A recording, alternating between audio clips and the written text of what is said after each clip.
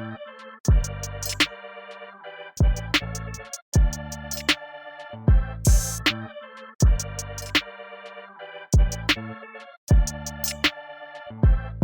everyone, welcome to 3D6 Charge, a podcast about competitive Warhammer 40k and the state of the game. This is episode 11, a Melta Meta.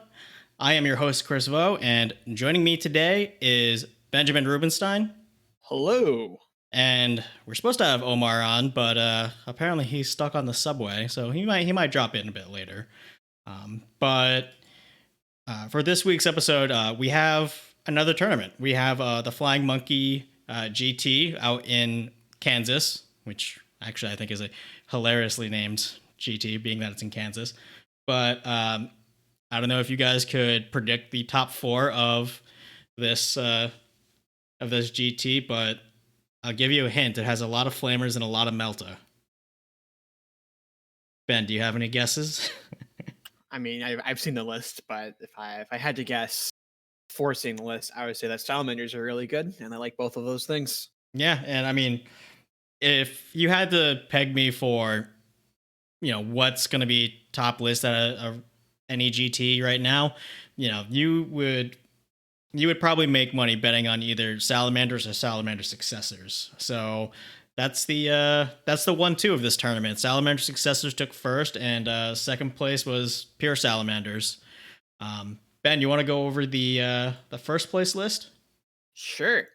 So in first place, we got Dan Salmons playing a Salamander Successor chapter. He took Long Range Marksman, which we see in pretty much every single Successor chapter list for Salamanders, that is. And then his other option, he took Master Artisans, which is appearing to be a fairly popular choice. That's more for the Eradicator squads than anything else, because most of the squads are having pretty much too many shots for that to be really powerful, but Eradicators are so good that you can give half your chapter to them and it's good enough.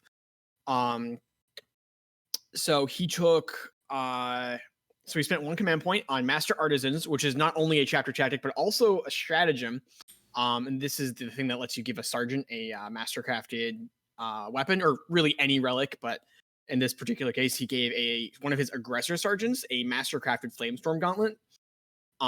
This is particularly silly for the flamer version of aggressors, because unlike the bolter version, the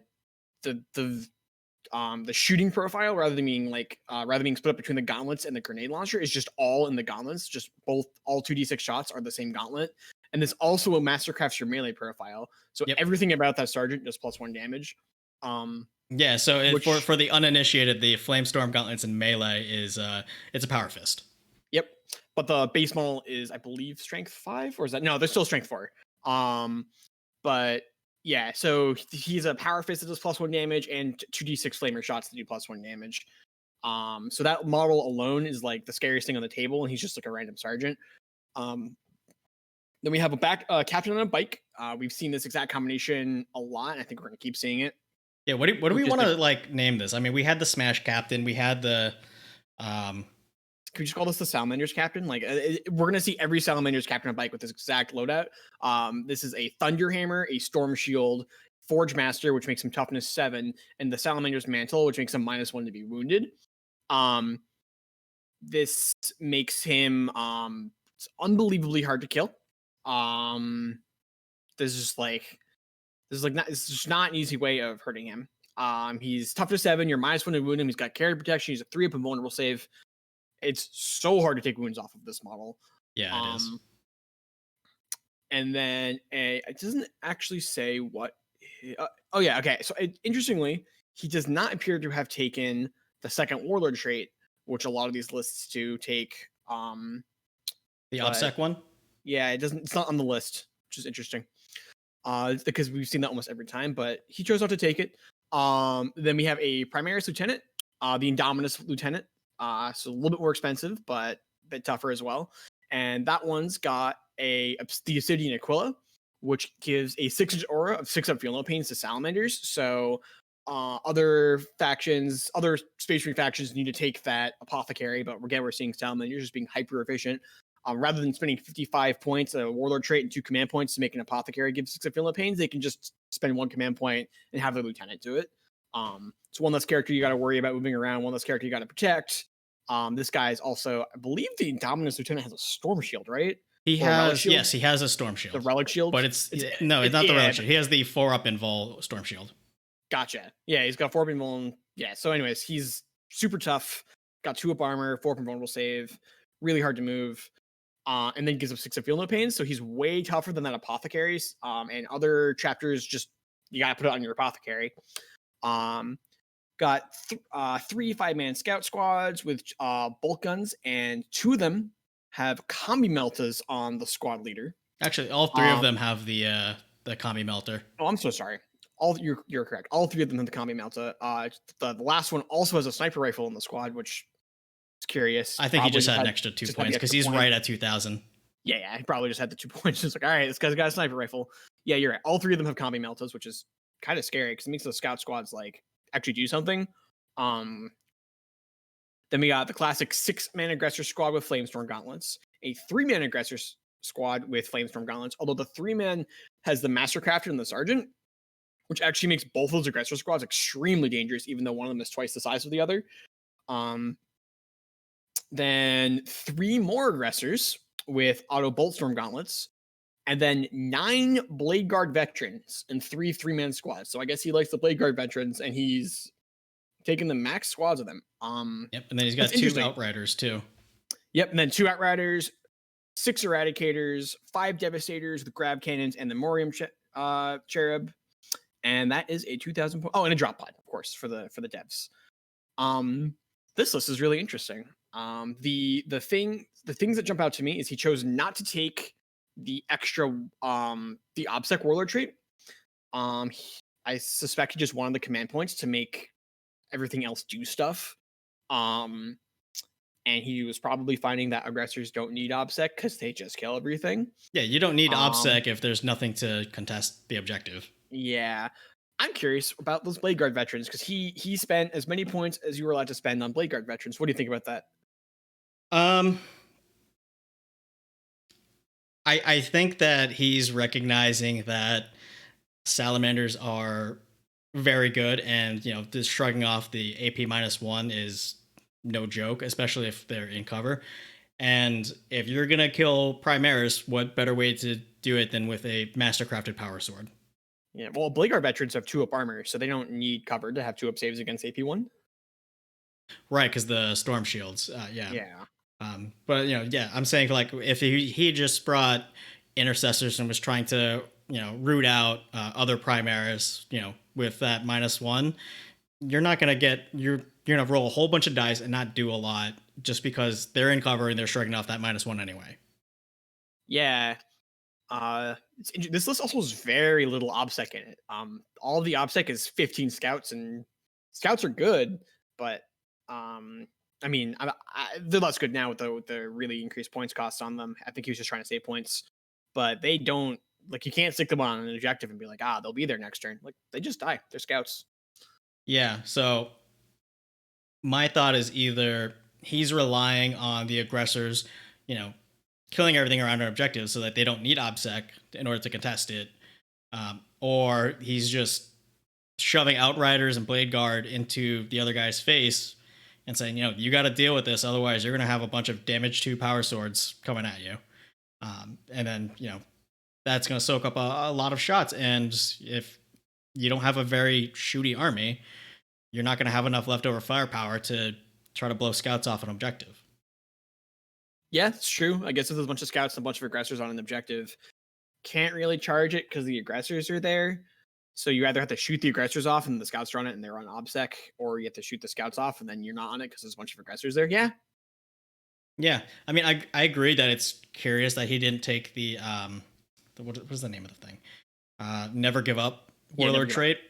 Just because that's something that's I think is so powerful, especially considering the bike captain has the mobility to get wherever he needs to be in order to activate that trait on whatever unit that needs OBSEC, and he's he only has the 3 OBSEC units. When we get to the other Salamanders list next, that list has somehow even less OBSEC, but he at least took the Never Give Up Warlord trait. Right.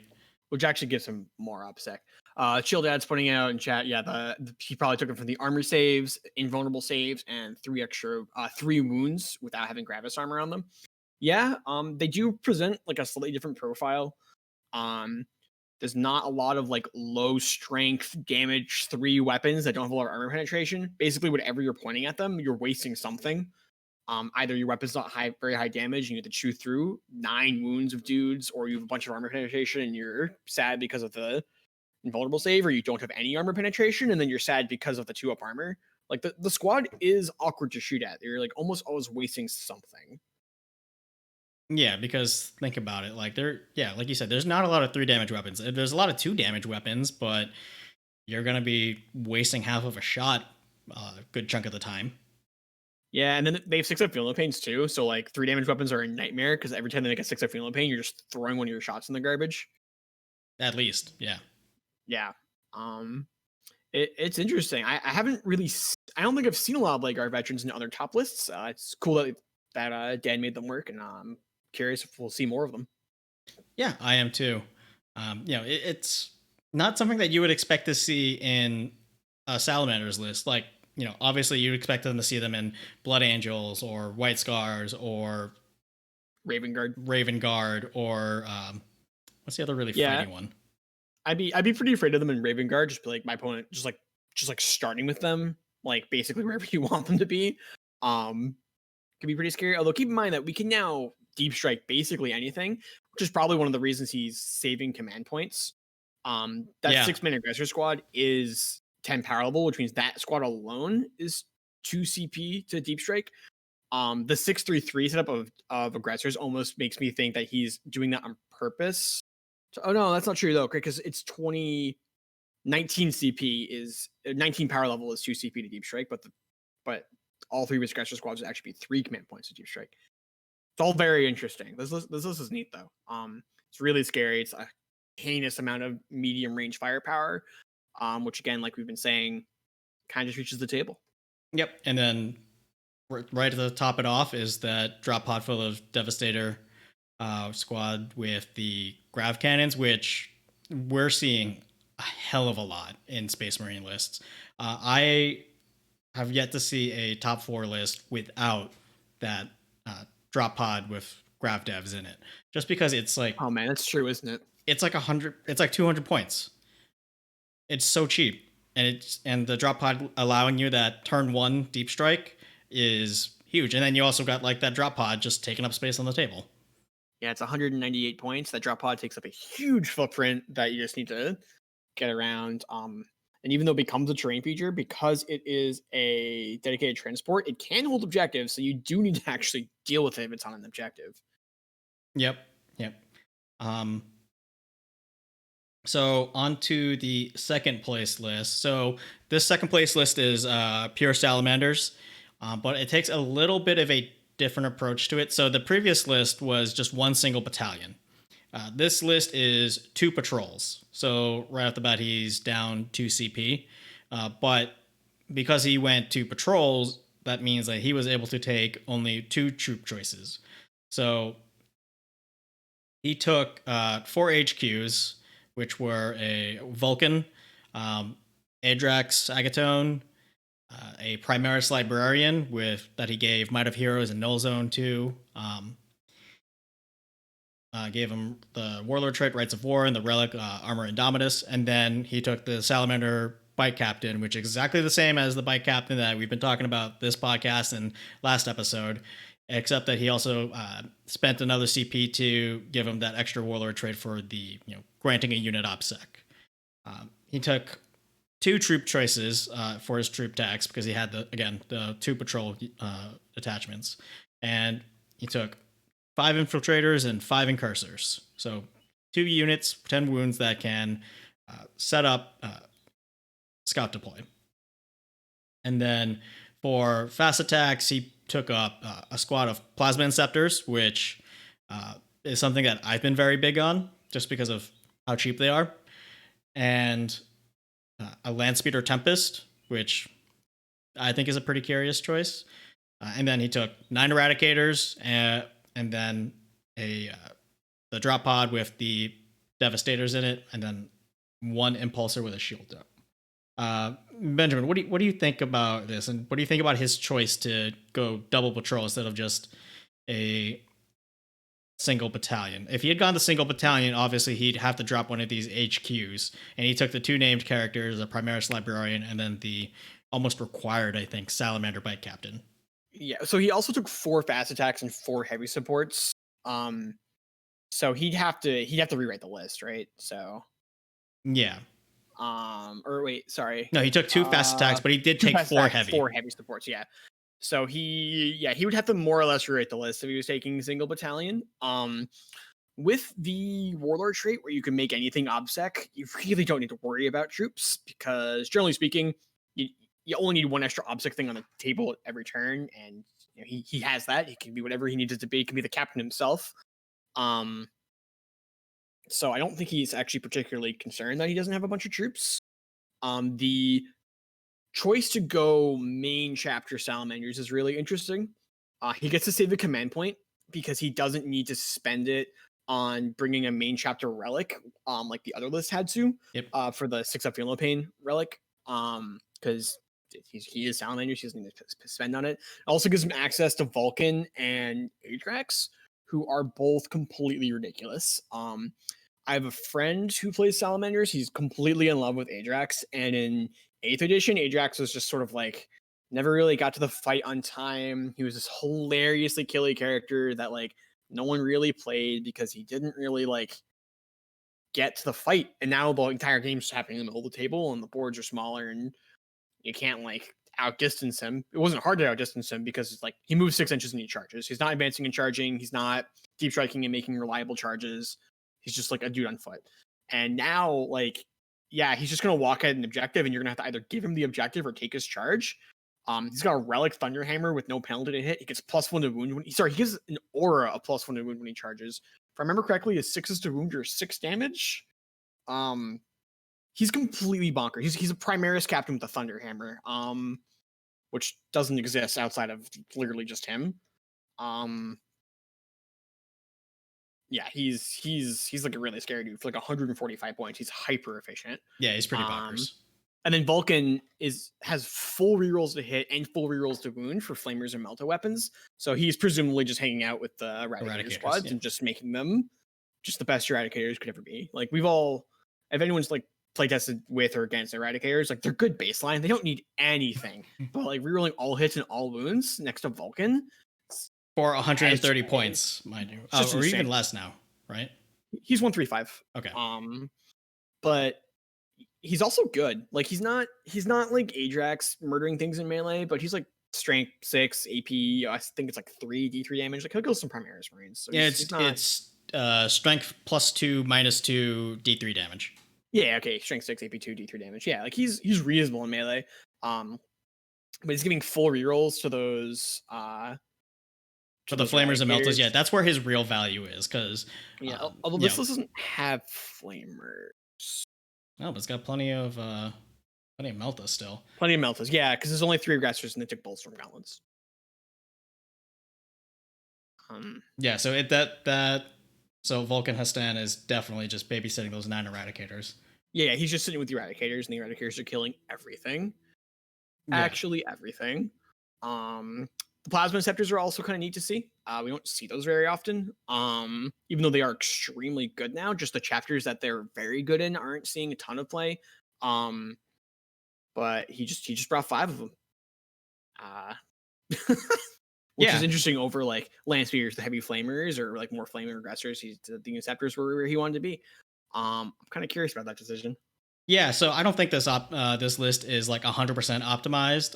It may just have been like, oh, I have this many points, and I have this model I need to shove in there because it's what I own.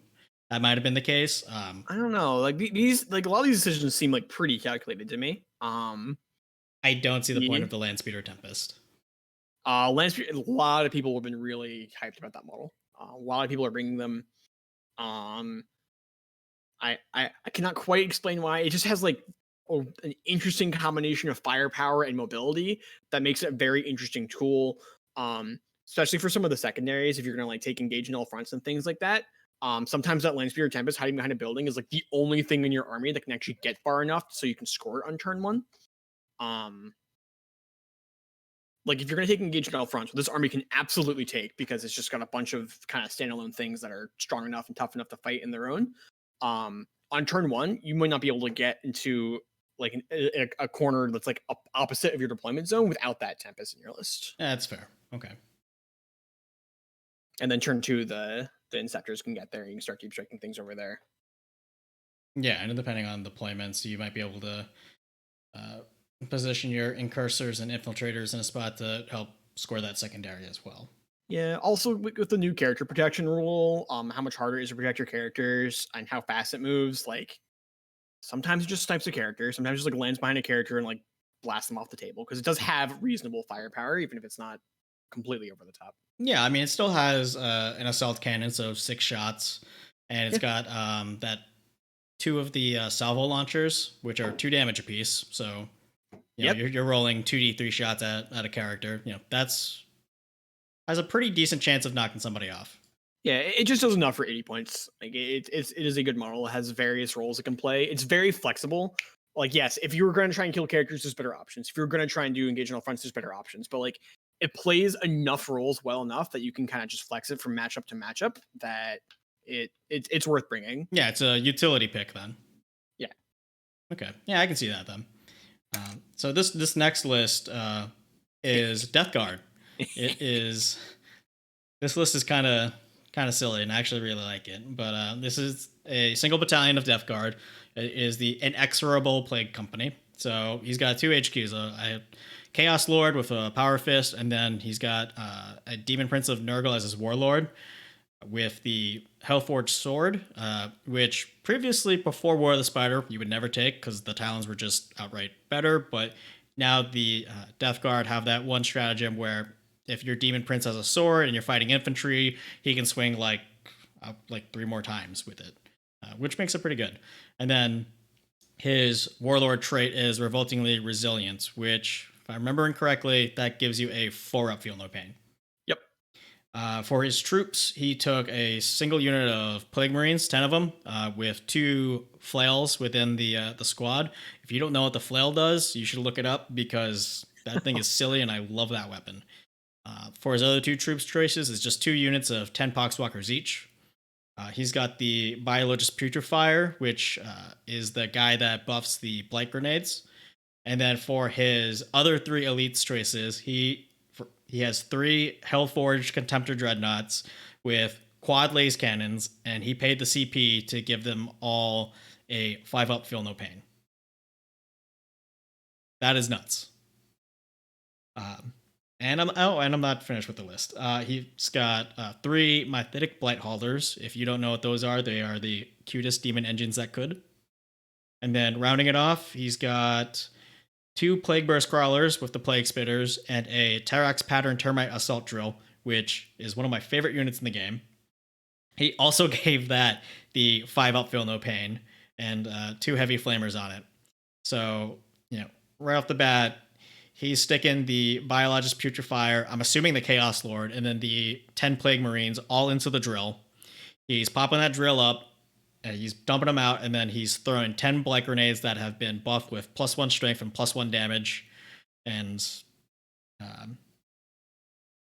that combo right there basically deletes anything with mortal wounds, just from having that buff and then causing mortal wounds on wound rolls of 6+ and having +1 to wound from Veterans of the Long War.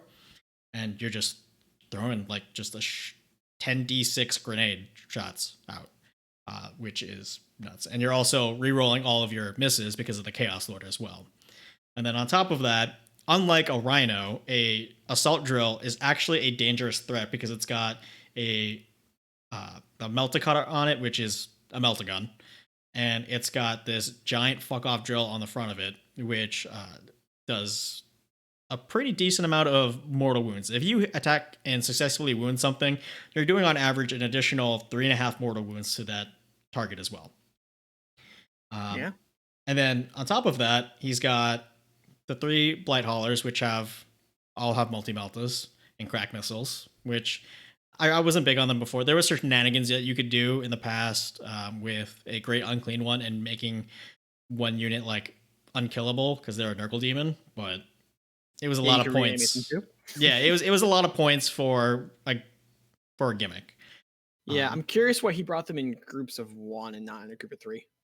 I think that is because if you deploy them as if you have them as one group of three, you it's not like other vehicles where you can break apart after. Yeah, but they get +1 to hit while they're a group of 3, don't they?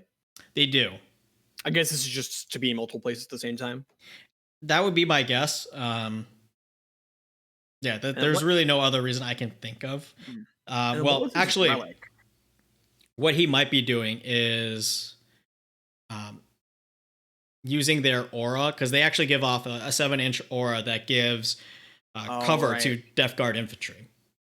Well, he only has The one unit of Plague Marines. 1 Plague Marine squad, right? Because So, the Poxwalkers have a 7-up save, so yeah, cover doesn't do anything for them. everything is AP, so. Yeah. Interesting. This is the Blight Haulers are a bit of a head scratcher. Everything else about this list is oh boy, really scary. Those Contemptor Dreadnoughts are a complete nightmare to shoot at, but also have 4 last cannons each, so you can't just let them sit there. You gotta, like, do something about them. Yeah, granted, like I have a love-hate relationship with laser cannons because it's d6 damage. You can roll a 1, you can roll a 6. When you've got, let's see, 4, 8, 12. Yeah, 12 laser cannons.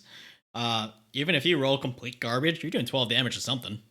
Yeah, it's pretty good. What's his relic? I was unable to find his relic. See, In this. here's the thing. He didn't have a relic.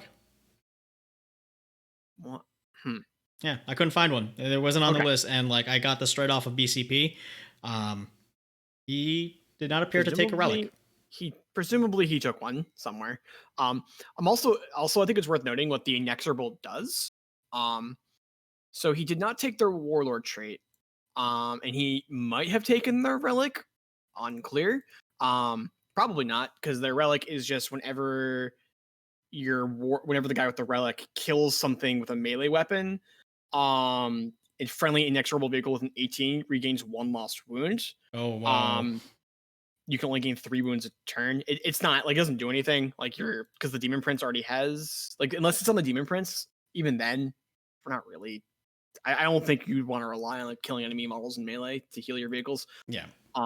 They have 2 stratagems. The first one does not do anything because it gives your vehicles the Death Guard chapter tactic for 1 command point, which does nothing. But the Death Guard chapter tactic is that you can move and shoot heavy weapons with no penalty, which they now already do. But the other one is that if your opponent declares a charge with an infantry unit, for 1 command point, you subtract 2 from the charge roll. Which makes deep strike charging your army impossible. Not quite impossible, but it's really hard. Like if you're like, oh, I got +1 on rerolling, it's like, okay, you need to get an 11. Good luck. Yeah, so that one might have some legs, but I think that is the only reason I can see why he would have taken the Inexorable. But like that alone, that's a lot. Like looking at these Space Marine lists, a lot of them are charging at a deep strike or moving up and charging at you, and just increasing the charge distance by 2 is like pretty significant. Yeah, especially if he's doing something like charging for distance, especially against like Poxwalkers if they're on an objective. So like if you had a unit of whatever, you're gonna charge Poxwalkers if you needed to get on the objective because they can't shoot at you, so there's no risk. Right. Yeah. They're not gonna hurt you in melee. And they're not gonna hurt you in melee, so you have almost nothing to lose to get there, and you're gonna get your 2d6 free movement essentially out of it, and possibly get onto an objective. So. Yeah, I could see why he would want to take the Inexorable Plague Company, because trying to stimmy that and trying to deny your opponent that sort of movement, because I always see the charge phase not as getting into glorious melee combat, but as a way to get free movement outside of the movement phase, as you should. Yeah, I can see how that can be very powerful, because it's almost like the Poxwalkers are out there as kind of just like a honeypot, like, hey, you should charge these things, and because there's no risk to you, basically. Yeah, the other thing is that he's putting the Plague Marines in transport, which means that he just has two 10-man squads of Poxwalkers to screen his like 11 vehicles. So functionally, he's not screening his vehicles. If you just run at them, there's like 12 las cannons and a bunch of plague burst crawlers and pathetic blade haulers just like shoot you off the table. But if you're just going to deep strike charge at them, he could be in a little bit of trouble, especially if you're going to try to do something in his back lines where he really doesn't have a lot he can afford to like stick in the back of the table and just like have it be screening stuff out. But then yeah, if you like, all right, I'm going to put my Thunderhammer Terminators in your back lines, like one command point, they're stuck there. Well, 12 las cannons later, they're probably dead. So yeah, it seems good. Yeah, Being able to 12 just, like, less charge them up. cannons, the 3 multi-meltas, the 3 crack missile launchers. Yeah, there's just so much fire. There's so much, a lot of heavy firepower. He's definitely very well equipped to remove aggressors from the table, which is probably where you want to be in this meta. Yeah, any one unit that he wants to delete, he has the firepower to do it. Yeah, it's funny because this list would probably really struggle with hordes. It's like everything's a heavy weapon with like strength 8+, except for the one plague marine unit. But look at the top. Look at the top 4. Yeah, Bunch of Marines. Yeah, it's all Marines. So Yeah. before we get into the last list, which is actually a different type of army, the top 3 of this GT that we're looking at is all super high durability, super shooty, like in terms of anti-vehicle firepower. The first list is like anti-infantry, but in a ridiculous. Yeah. So, I mean, Right. what I'm seeing right now is we're seeing super hard to kill and super hard to move units with a sprinkle of Melta guns or maybe a laser cannon.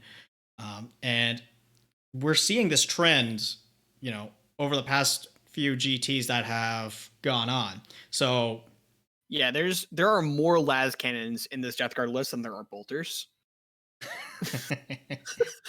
oh my God, there actually are. It's insane. I love it.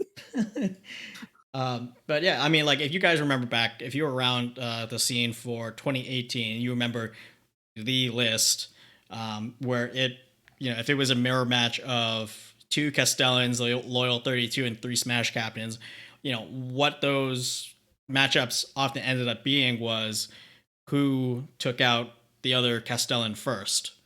Do you think we're gonna see like a rehash of that, except instead of like 2 big Castellans, we're just gonna see like who can take out each other's Melta platforms first? Maybe, although if it just becomes all about the Meltas, then we could, kind of see this wild swing back to Horde armies. Because like this list looks very well positioned to fight Marines, but like man, if someone put 60 Poxwalkers or Plague Bearers against this guy, he was just dead. He was just dead in the water. But this is an excellent read on the meta, right? Like he's seeing these other tournaments and he's just like, yeah, people are bringing Gravis armor models, so here are these las cannons. It'll be, if the meta keeps bending this way, we could eventually see a swing back to hordes, but I don't think we'll ever see that while the aggressors exist, because while aggressors are these ridiculous like medium range firepower units that can kill tanks, they're killing them through volume of fire. Like a single unit of flamer aggressors can kill like an entire Poxwalker squad on their own in one round of shooting. So I don't know if we're gonna, but yeah, I don't know. The meta's kind of wild right now. You definitely need to be able to get rid of your opponent's heavy firepower, whatever that is, to stand on objectives with your kind of squishy things. I'll be curious to see if we'll see like a sort of a mix, like horde lists that have like these like really hard hitting anti-tank options to get rid of their opponent's anti-horde thing. So you're saying a bunch of Imperial Guard and then a Castellan. I mean, I'm pretty good on that list. So with the first 2 lists that we looked over, the 1 and 2 at this tournament, they seemed pretty well rounded, but this one seems pretty pretty geared towards a Marine meta. Do you think that this could be like, I don't know, I like to take from Magic terminology, this Death Guard list just to me seems like 100% like a skew type of list. Yeah, this is a skew list. Well, that skews more of a 40k term. I think the Magic terminology would be a meta call, right? Like he's showing up going, if my opponent puts 200 guards across from me, I'm dead. And if they put 18 aggressors across from me, I'm crushing him.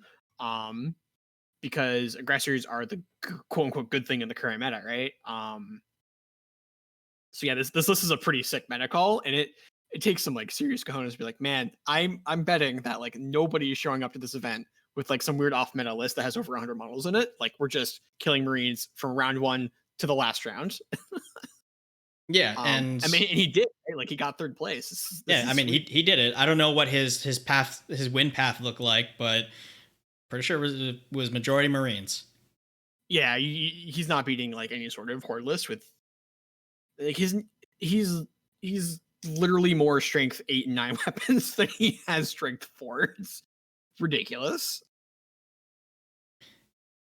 I like it, and I like how much of a meta call that it is. Yeah, this is sweet. Yeah, onto this last list. fourth place. This is Patrick McEnany, which hey, good on him for flying out to Kansas, because he's from New York. Oh, hey, Omar. Pat, he's actually from Connecticut. He's from Connecticut. All right, he's the tri-state area. The point is, he's not from Kansas, but he took fourth place at this event, so good on him. He placed fourth with a White Scars battalion list. So this one is, for as much as the other two Space Marine lists went heavy on the aggressors and on the eradicators, Pat here went all in on Assault Centurions. This one's old school, quote unquote. Yeah, so he took 2019 list. Yeah, so he took 2 HQs. He took the Khan on bike, which is not the bike captain, but the Khan on bike is like a special White Scars guy. But he's basically just kitted him out to just go smash stuff, because he's got the Imperium sword trait, and then the Wrath of the Heavens relic, which is a relic bike, which basically makes it fly. And moves 16 inches base. He brought a Terminator Librarian. That was a chief librarian, so he got Ride the Winds, which is like plus 2 inches to your charge. In Spirits of Chagoris, which if I'm trying to remember, it's one of the ones that I didn't usually take as. If I remember correctly, this is the one that like punishes you for having a low movement speed. It might be. I don't know. Let me look. Continue with the list. I'll look that one up. Okay. Let's see. For his troops, he took 3 units of 5 assault intercessors. So previously, I wasn't too big on assault intercessors until I saw how 9th edition was being played mission-wise, and now I am like all in on assault intercessors. He has 9 outriders, so 3 times 3 outriders. He's got the 3 eradicators that I think any Space Marine player is going to be taking, just because it's 120 points for 6 Melta shots. He's got the drop pod filled with the Grav Devastators, like we've seen in the other 2 Space Marine lists. Again, another combo that you would be remiss to not take in your Space Marine list. He's got an Impulsor with the Iron Hail Heavy Stubber and a Shield Dome. And then, as I alluded to earlier, he's got 2 5-man squads of Assault Centurions. One of these assault squads has the Hurricane Bolters. The other one has the Assault Launchers. I'm guessing that was a points cost thing, because the difference between the Centurion Assault Launchers and the Hurricane Bolters is 60 points, which is pretty pricey. Yep. It's also going to be the way they get played, right? Like one of those squads is just going to run up the table, and the other one's going to actually try and move and shoot. Yeah, so I'm assuming that he's going to put in reserve the ones with the assault launchers. I think he reserves the bolter ones. He definitely reserves the bolter ones, because they can come down turn 2 with an AP1.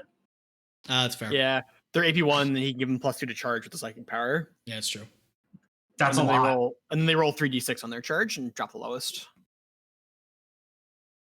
Yeah.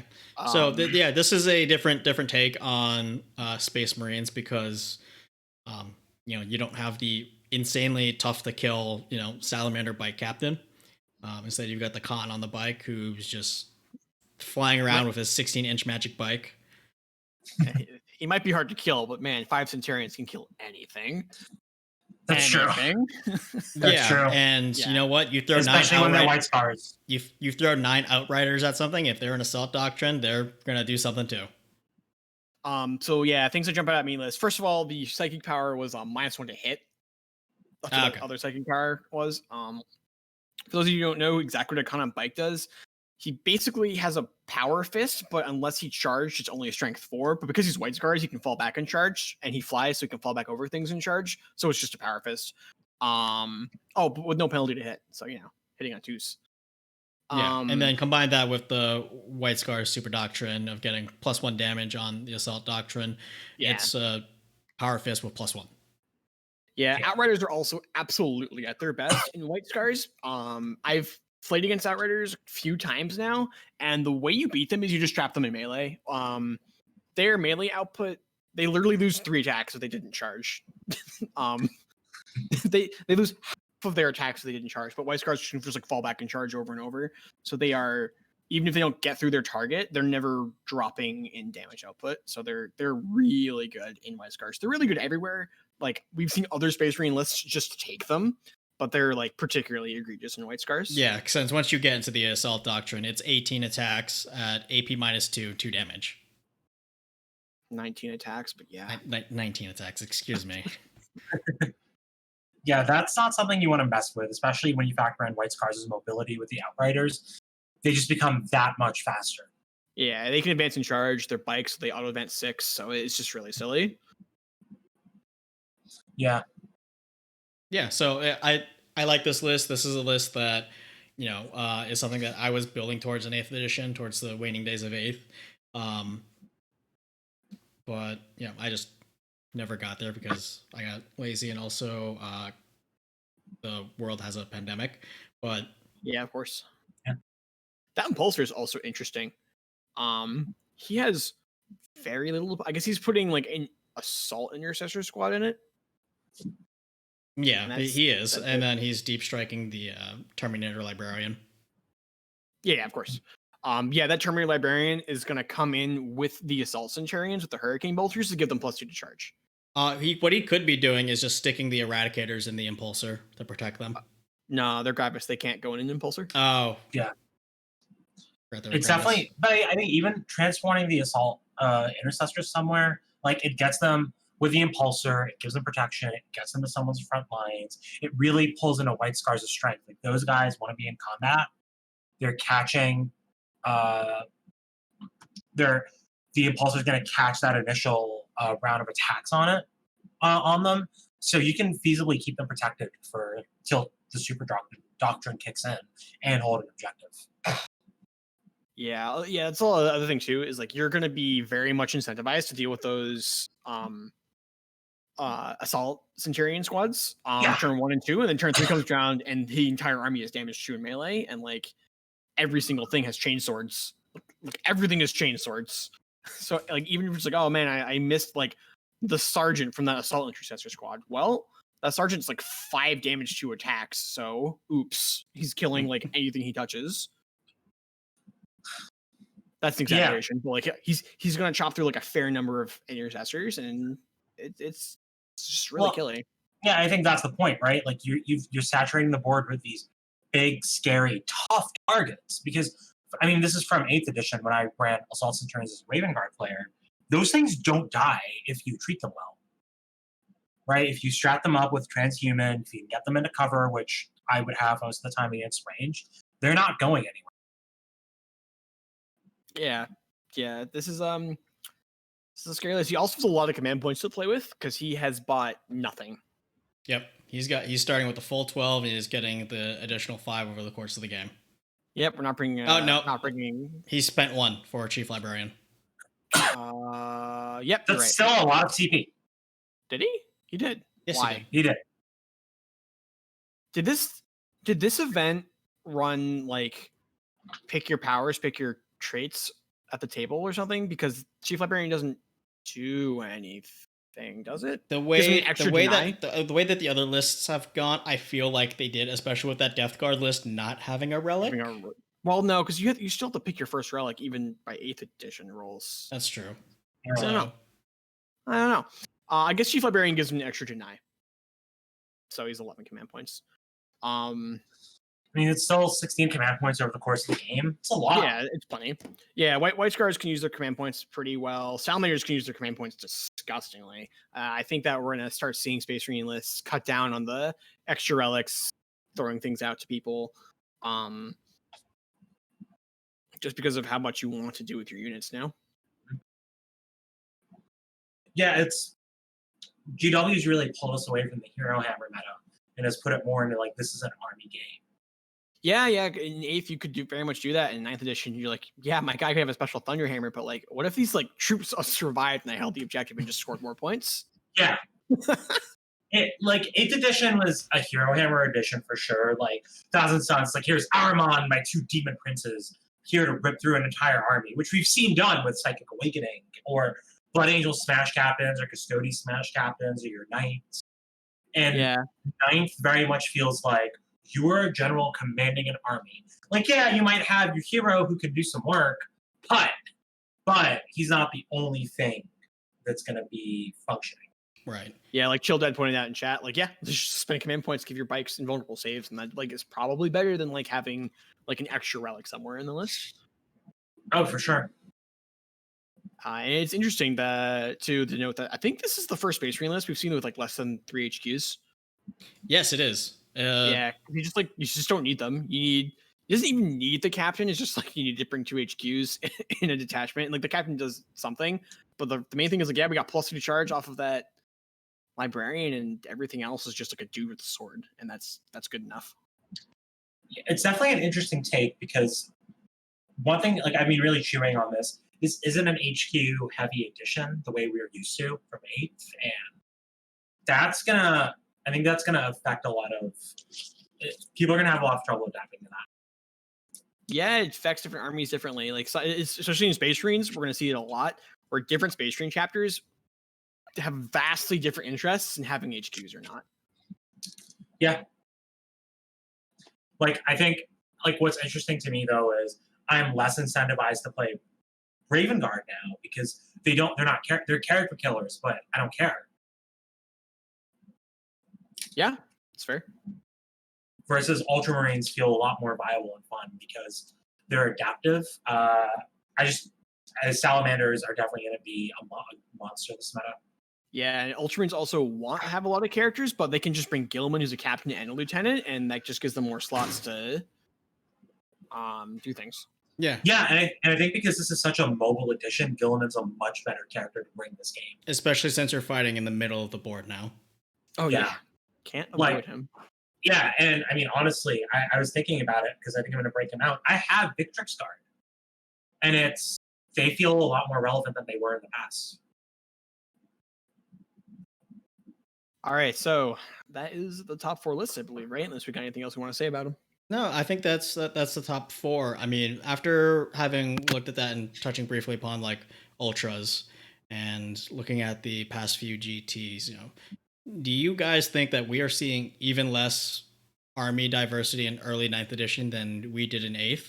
I mean, granted, like within 8th, like with each meta swing, there was always like a dominant, quote unquote, uppercase letters, the list,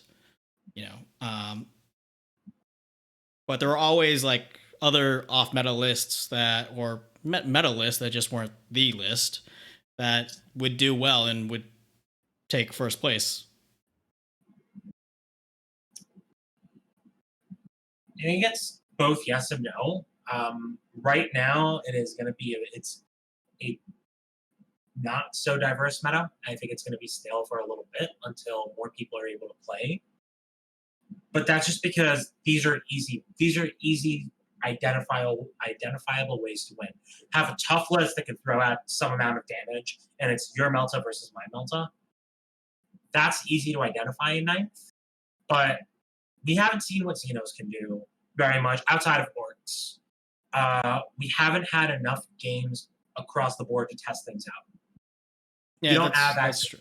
That's true. This is just something that has a very high skill floor. And if you're not familiar with the concept of a skill floor, it's basically like if you have a high skill floor, it's very easy to pilot. It's very forgiving. Whereas if something had a very low skill floor and you were really bad at it, you would go sink down to that floor and be terrible at it. And it's a similar thing with skill ceilings. If you have a high skill ceiling, that means you have all like a bunch of room to grow and there's a lot of finesse that you can do. If you have a low skill ceiling, you even if you're like the number one in the world, you can only take that army, up to that ceiling. Whereas again, Yeah, I think that these like salamander lists have a very high skill floor. Yeah, think of it like the old Yanari and Castellan lists, where like old 8th edition Yanari was like really, really, really powerful if you knew what you were doing. But the list completely fell apart if you didn't know what you were doing. You put your powers in the wrong place, you moved your guys wrong, you just lose everything. Whereas the Castellan list kind of just played itself. Like yes, you could get things out of it by being very good, but even if you weren't really sure what you're doing, as long as you just like fired all of its guns at something, you were doing fine. Shoot all the guns, rotate your shields. Yeah.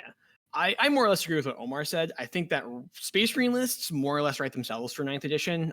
The edition was like written for Space Marines. Like it just everything that that the average Space Marine does is what you want to do to win games of 9th edition. I am fairly convinced that Space Marines will be our top meta, but right now I think that we are not seeing like the full capacity of other factions. I'm sure that there are other factions that can, well, not beat Space Marines, like show up occasionally, compete.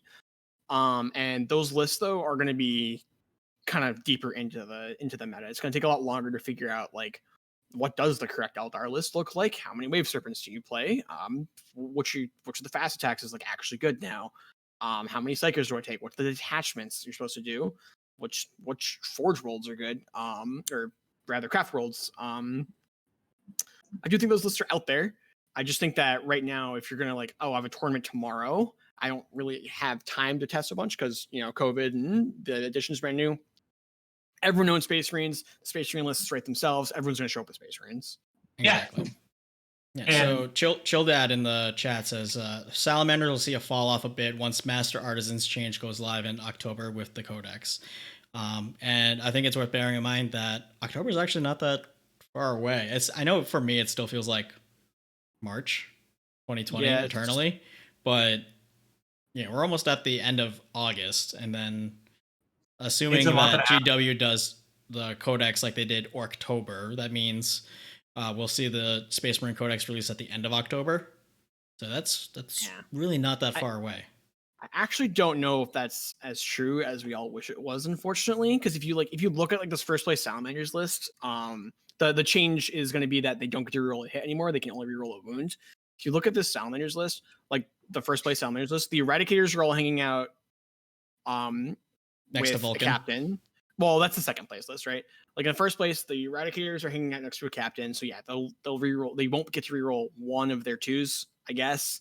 And then they're basically wounding everything on twos anyway. So the one wound reroll is fine. Half the aggressors have flames, so like they don't even roll the hit.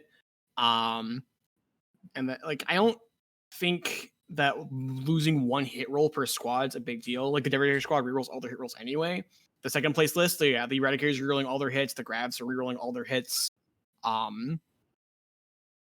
don't think losing one hit reroll is that big of a deal for Salamanders. There will presumably be other changes in there, which will split up, which will shake up the meta a bit. Hopefully, I don't see them losing reroll hits is actually a big deal. It's really funny too because we were all laughing that Salamanders were getting nerfed when we saw that change because we hadn't really seen them in 9th edition yet. And we're like, man, the worst chapter getting worse. But like, little did we know.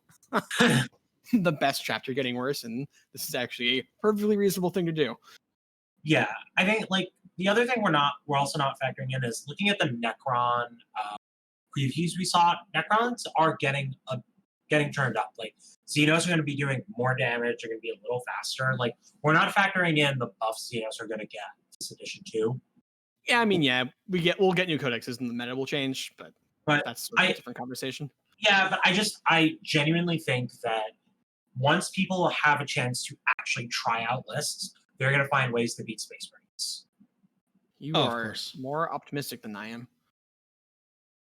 Because nothing, like, I'm more optimistic because nothing feels broken. I'm saying, I am what? concerned.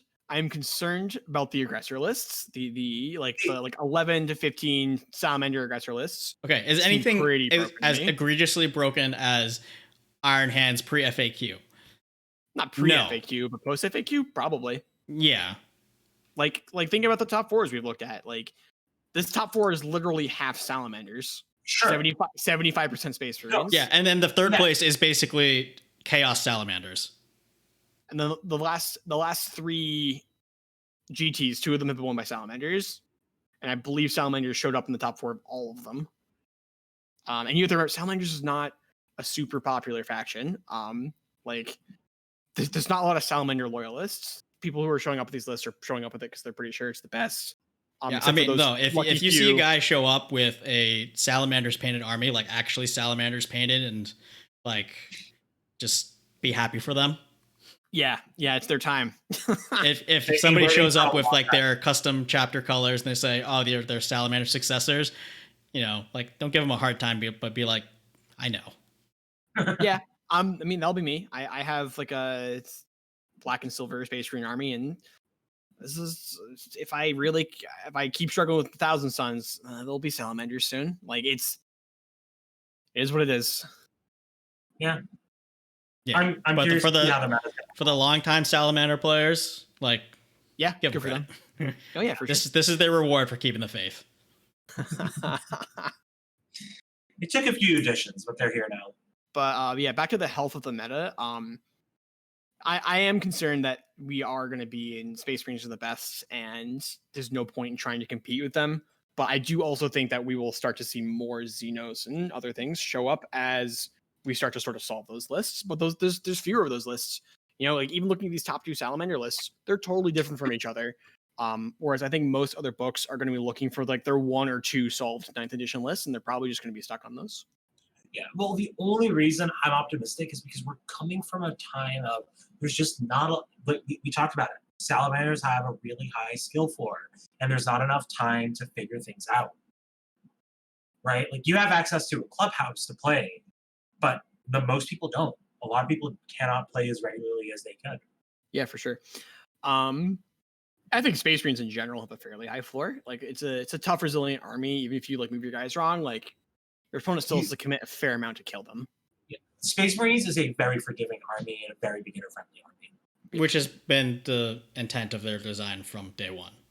Yeah, sure. Like there's no one's arguing that. Like I remember going from playing pure Space Marines to trying 1,000 Suns, and I was like, ah!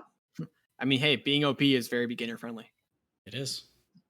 Wait, even I was playing Ultramarines, or I was trying Ultramarines and Salamanders in early 8th. Like even experimenting with those, it was like, oh, this makes sense. This is easy. I get this. I can make this work. And I'm talking about being like brand new to the game. Mm-hmm. So it's going to be interesting. We'll see how the meta evolves. Yeah. What do you guys think about the Space Marine Grav Devastator drop pod? Is it just like a no-brainer? Is it like the last edition's Thunderfire cannon? It was good in 8th. It is excellent in 9th. Yeah, it's stupid. It's just stupid good. Oh yeah, turn 1, I can put down a thing wherever I want. Awesome.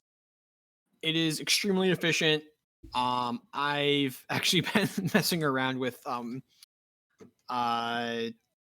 lists, Salamander lists. Yes, I know that run Devastator Centurions because they too have grav cannons.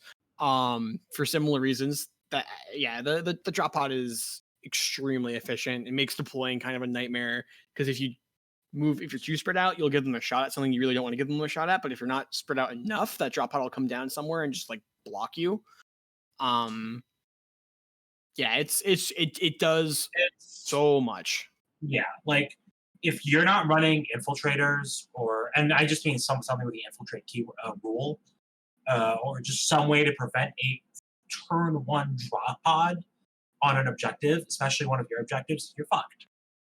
Yeah, it does look like though we are going to be able to shoot at things if they get out of a drop pod with interception stratagems, like Auspex scan and thing like that. Ooh. So that will tone it down a little bit for factions that have access to that.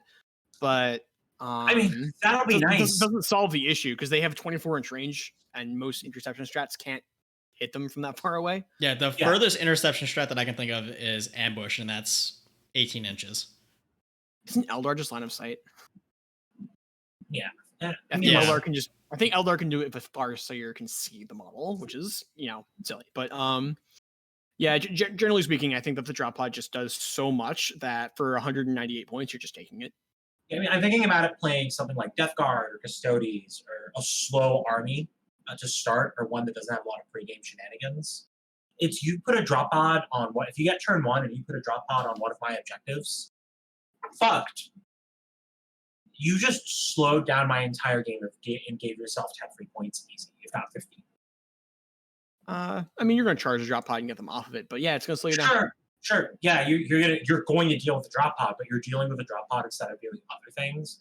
Versus, so like it's going to screw a lot of people over, and that's going to be a specter. I think I'm actually considering buying a drop pod and putting anything in it just so I can drop it turn 1 somewhere and say, oh, this is your problem now. Have fun. Because my guys can go on top of can go near it and around it and all that. Yours can't. Yeah. I think the real thing though is just the firepower of it. 20 grab shots, reeling all hits and all wounds, AP3, D3 damage if your armor save is good enough, is just clearing most hard targets. If you're smaller than a knight, you're in a lot of trouble if that gets pointed at you. We're trying to clear aggressors a bunch. Rerolling damage rolls against aggressors with D3 damage, you can actually like reasonably kill them. It's just a very efficient marine killer, and like we looked at the death guard list, like if you literally are just bringing weapons to point at marines, you're in a good place in this meta. Yeah, I mean, like I think the other side of it too, which is where things are going to get particularly interesting, is where like flamer aggressors are terrifying on the charge, but there are still ways to negate Overwatch, and Overwatch is a strat that they can use once. So I could, for instance, if I was running that White Scars list going against Salamanders, I might charge my Assault Intercessors into the aggressors. And if you want to waste your Overwatch on them, great. They die. But you're not Overwatching again. Alternatively, you could just point your Grab Devastator's team at the aggressors and just pick up the aggressors. Yeah, and not have to deal with the Overwatch at all. No, for sure. Never mind with the Overwatch. It's just going with grab cannons. But like, you're not necessarily going to have them. Sure. Right. What I'm saying is, you need to give yourself options and understand that there are possibilities. Like, yeah, if you're throwing a bunch of aggressors at me in one of my typical lists, I'll throw my Assault Intercessors or regular Intercessors at you. You either are going to Overwatch them and fry them, which sucks, but also you've used up your Overwatch for the turn, and then my real melee monster can come and get you. Or you don't, and risk coming into combat with 2 units. So this might be misunderstanding a little bit how the aggressors are being used. A lot of those Salamander lists, what they're doing is they're outflanking the aggressors in tactical reserves, because with 11-inch flamers, they can actually shoot objectives. And they're putting bolter aggressors on the table and outflanking the flame aggressors. And they're actually daring you to go on objectives, and then they're just picking everything up. For sure. Like, yeah, but even then, right? But even then, those aggressors are planning on taking that objective from you. Not necessarily. Sometimes they just keep the aggressors back and they move something else onto the objective, because they can just go like, this Landspeeder Tempest is OBSEC. Now he's on the objective. Yep. Okay. Give him a 3-up, advance him, give him a 3-up invulnerable save. Your turn. Valid. Yep. So we're coming up on time. Is there anything else that you guys want to touch upon before we close it out for the episode? No. I think that's everything. Okay. Seeing how, as we've been talking a lot about salamanders, I'd just like to give you guys a salamander fact.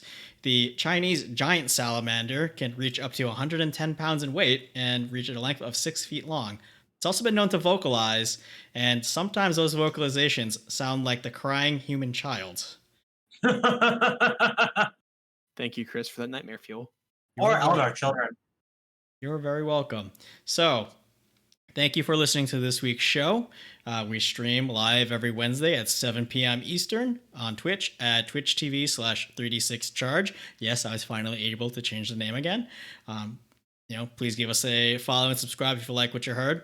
We're also anywhere you can find podcasts like Apple Podcasts, Google Podcasts, Podcastify, Spotify, wherever you listen to podcasts. And if you subscribe there, you won't miss an episode. I know we had some audio issues last week with our Spotify upload, our podcast upload. I think that one's on me. I think I was too aggressive with trying to reduce noise in the signal.